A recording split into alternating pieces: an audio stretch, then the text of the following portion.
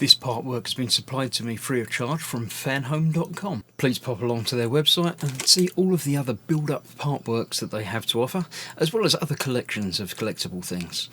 I would like to thank Fanhome for providing me with the artwork so I can produce these videos for your enjoyment and educational needs. If you'd like to build one of your own, pop along to fanhome.com. They're available in many countries worldwide. If you do want to build one, leave a note in the comments to let me know how you're getting on. So thank you once more to Fanhome for providing me with this kit. I hope you enjoy the build. Hello, I'm Chris, this is Gross Models, and a warm welcome to issue 71 of Building Kitt from Knight Rider. This is it. We're moving on and progressing and doing things that we've not done before. Looking at episode 13 from season 3. Capable of only 40 miles per hour. Useless creatures, says Kitt. Is that sort of horses? Yeah, about jockeys, so it must be horses. Yep, there we go. So Kitt's looking at horses. He probably gets to know one quite well and likes it by the end of the episode, I would expect. That's that. Let's see. Oh, there's an extra page there. What's that? That's going to be continuing highlights from the series.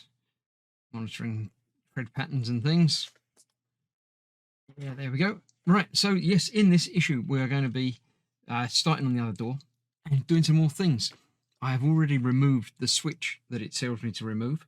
So we're going to fit that into the chassis that we got last time, or a few issues back.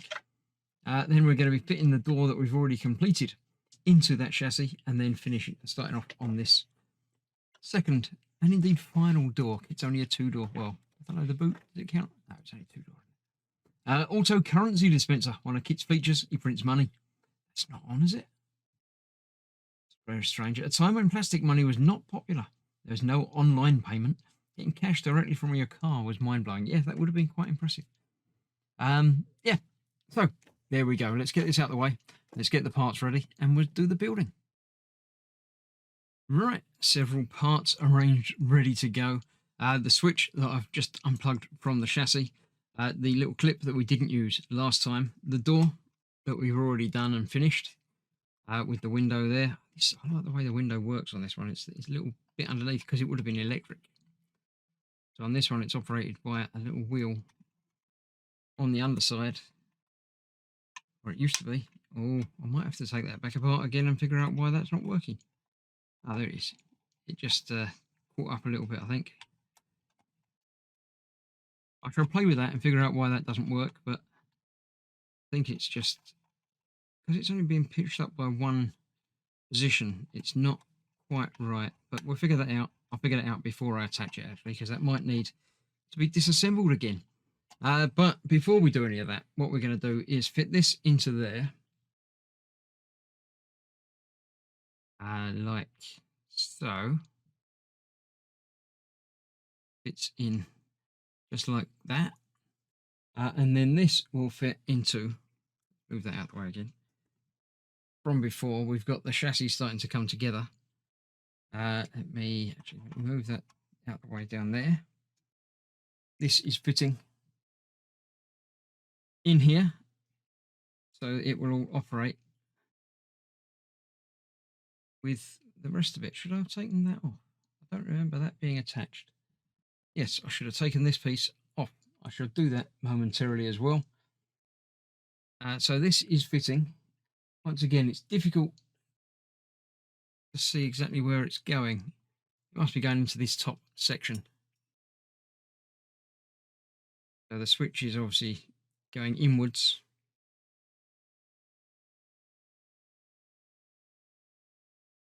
Like that. And that's being held in place up the top there with an AM screw, which would be one of these that they supplied today. AP, QM, GM. No AMs. Right, I'll have to dig around and get the right screw. So I'll put a screw in there and that will hold that in place, ready for this switch to be operated by the door. So I'm going to have to cut away. I'll figure out why that window is not working, find the right screw, get that attached, and take off this bar that I should have taken off last time when I don't recall it telling me to, but it obviously should have. So I shall see you.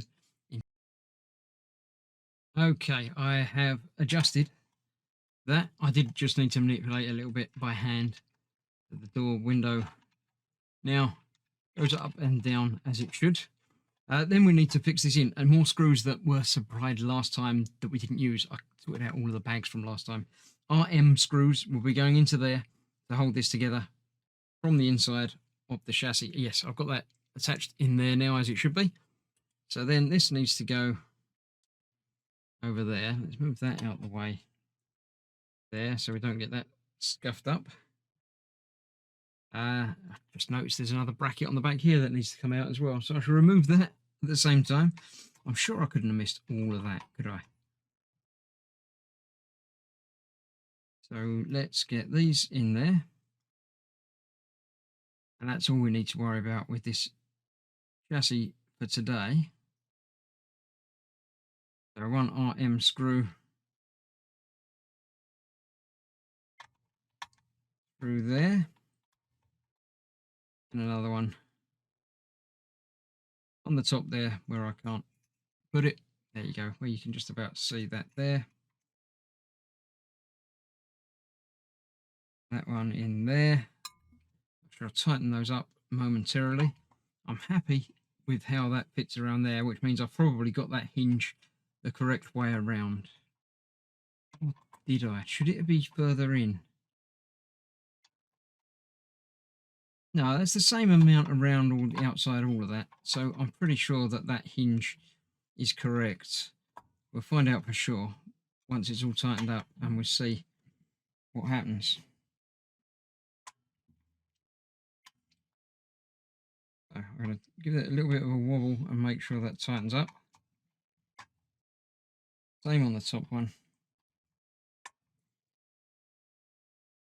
A little bit loose, but that's okay. That hinge is open, as you can see there, and you can even see the switch being activated. When the door's open, it's on. When it's closed, it's switched off. So yeah, that's that. I'm pretty sure that that is the right way round. Get these tightened properly.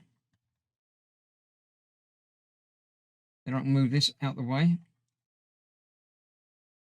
I don't know that we're coming back to it at all in this delivery. I think I need to tighten those just a little bit more.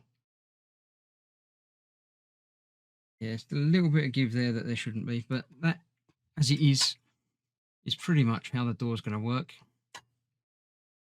So assuming that that latch latches up properly when we get the other side of that put on, I'm sure that will be okay. So I'll get that tightened up again off camera. But the last bit we need to do with the new door that we've got is fitting the door ornamentations. We've got the hatch, the catch, those screws that I didn't need, the screws that were supplied today, the wing mirror, and that. So first of all, we're going to use an AP screw through there. Here's the door handle going in place. One pin, one screw hole. That's that on there. And that going through there. Hold that in place. There we have it. Then we have a QM screw, which will hold the bracket in place. I can't get one of these out. Have I got one over there? Was that longer ago than I did get dug out from here? No. Nope, it's got to have to be this one.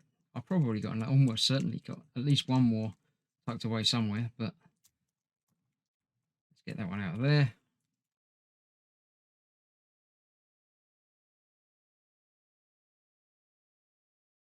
Here we have it. This is the bracket going on there. Again, one screw hole going through there. Get it the right way up. It goes into the door, not away from the door. We have it. That's that. So that's obviously going to catch against a part of the door frame. Hold that together. The wing mirror goes together exactly the same as the other one did. Just a post in there. This one is a little bit less impressive than the other. It's not quite as flat.